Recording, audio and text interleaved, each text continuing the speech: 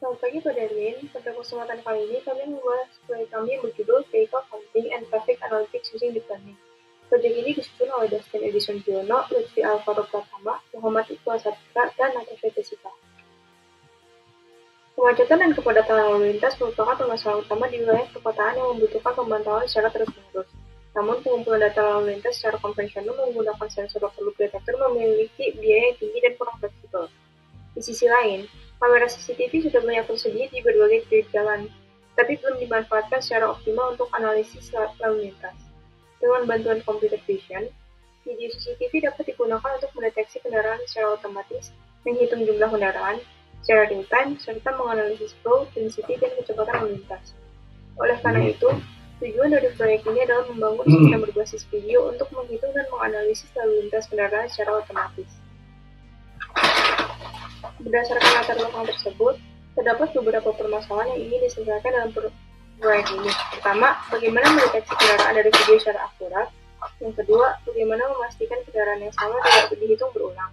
Dan terakhir, bagaimana menghitung flow dan estimasi kecepatan kendaraan. Selanjutnya, YOLO V8.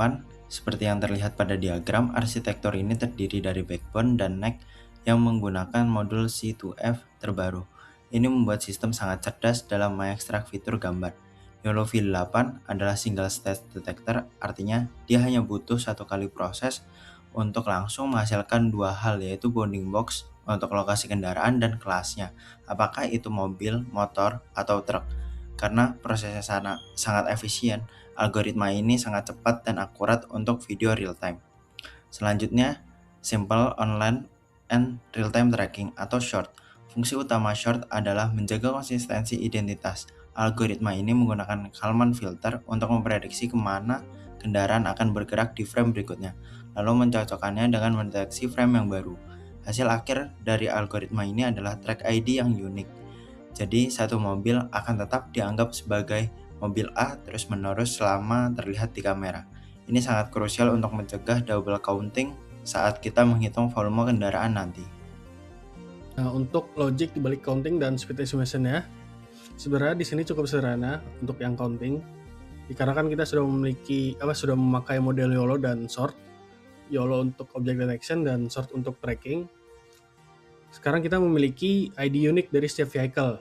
Nah, yang perlu kita lakukan hanya plot garis lurus dan setiap vehicle melewati garis lurus tersebut, maka ID akan tercatat dan terhitung.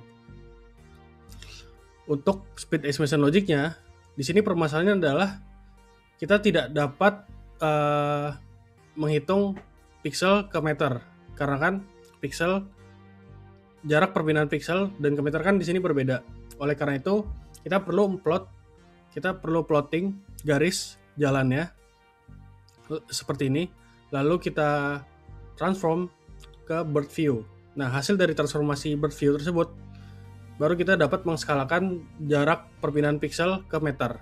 Nah, setelah kita dapat mengskalakan jarak perpindahan pixel ke meter, baru kita hitung jarak perpindahan pixel per setiap frame dikalikan kilometer per hour-nya.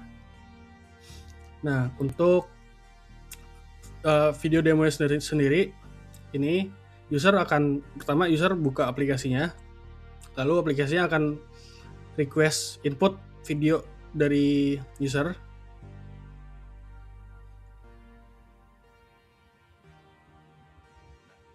Sini kita cepatkan untuk menghemat waktu. Nah, setiap ada kendaraan yang melewati garis ini, maka akan terhitung.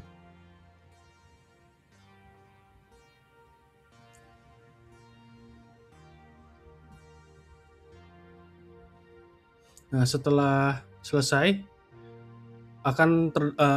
aplikasi akan menghasilkan output video anotasi dan output lognya dari traffic yang terdapat di video.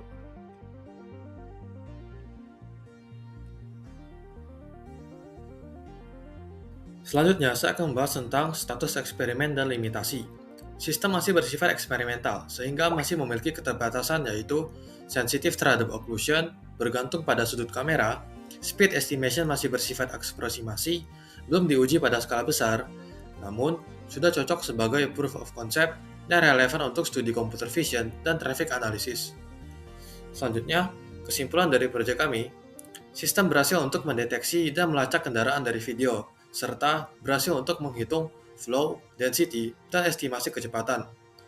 Kemudian, berhasil untuk menggabungkan deep learning dan classical tracking, dan berpotensi untuk dikembangkan untuk smart traffic monitoring dan intelligent transportation system. Kemudian, saran untuk kedepannya, yang pertama ada integrasi deep sort atau by track, kemudian fine-tuning model, ketiga ada perkembangan multi-kamera support, keempat, real-time streaming deployment, dan yang terakhir adalah traffic anomaly detection. Berikut presentasi dari kelompok kami, terima kasih.